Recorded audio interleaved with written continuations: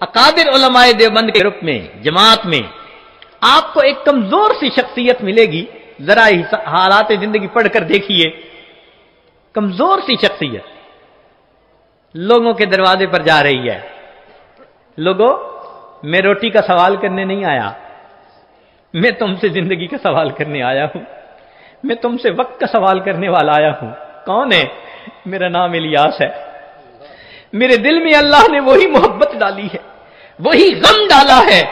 میں سلام کرتا ہوں اس جماعت کی عظمت کو کہ جنہوں نے نبی علیہ السلام کے غم کو اپنا غم بنایا.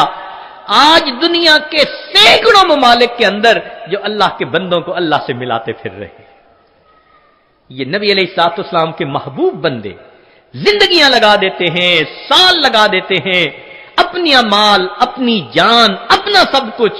کس کے لیے؟ کہ اللہ سے اللہ کے بندے جڑ جائیں. کافر ہوتے ہیں ان کو مسلمان بنا لیتے ہیں، جو غفلت میں مسلمان پڑے ہوتے ہیں ان کو جگا دیتے ہیں، ان کو اللہ سے واصل کر دیتے ہیں. یہ ہے نعمت بھی اللہ نے اکابر علماء دیوبند کو عطا فرمائی کہ نبی علیہ السلام کی اس نعمت کے وارث بھی یہی بنے. چنانچہ وہ علماء جو وعظ و نصیحت کا کام کرتے ہیں، وہ مشائخ، وہ داعی حضرات جو وعظ و نصیحت کا کام کرتے ہیں، وہ سارے کے سارے اسی خوشخبری کے اندر شامل ہیں. نبی علیہ السلام نے فرمایا کہ اللہ تعالیٰ ان سے محبت فرماتے ہیں جو اللہ کے بندوں کو اللہ کا محبوب بناتے ہیں اور اللہ کو بندوں کا محبوب بنا دیتے ہیں. سچی بات تو یہ ہے کہ جتنی امت کے ساتھ شفقت نبی علیہ السلام کو تھی اور جتنی محبت نبی علیہ السلام کو تھی، ایسی محبت کا کوئی تصور بھی نہیں کر سکتا. آپ ذرا غور کیجئے، دنیا میں جتنی محبتیں ہیں سب غرض والی محبتیں. میاں بیوی کی محبت غرض، بیوی کو خاوند کی ضرورت ہے، خاوند کو بیوی کی ضرورت ہے. اولاد ماں باپ کی محبت غرض، اولاد کو ماں کی ضرورت ہے، باپ کی، ماں باپ کو اولاد کی ضرورت ہے. بھائی بھائی کی محبت بھی غرض، ایک دوسرے کے ہیلپ کی ضرورت ہے.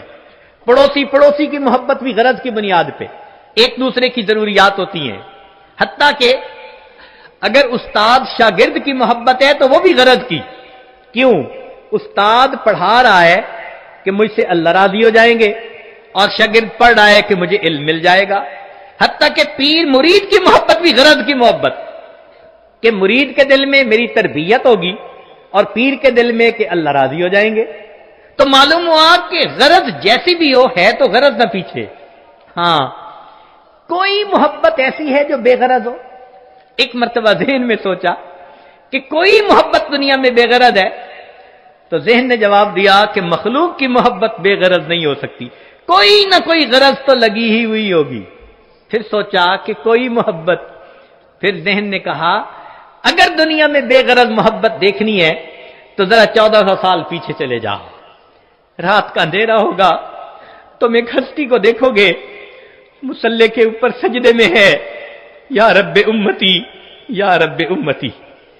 کیا اس ہستی کو اپنے درجات کے بڑھنے کا تھا تما؟ نہیں، ان کو پہلے اللہ نے فرما دیا تھا لِيَغْفِرَ لَكَ اللَّهُ مَا تَقَدَّمَ مِنْ ذَنبِكَ وَمَا تَأَخَّرَ.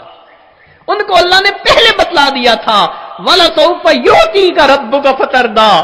میرے محبوب تجھے اتنا عطا کروں گا کہ تو بس بس کرنے لگ جائے گا. پھر وہ ہستی کیوں رو رہی ہے؟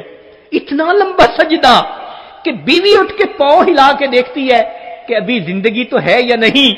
یہ کیوں رو رہے ہیں؟ یہ امت کے اوپر شفقت کی وجہ سے رو رہے ہیں.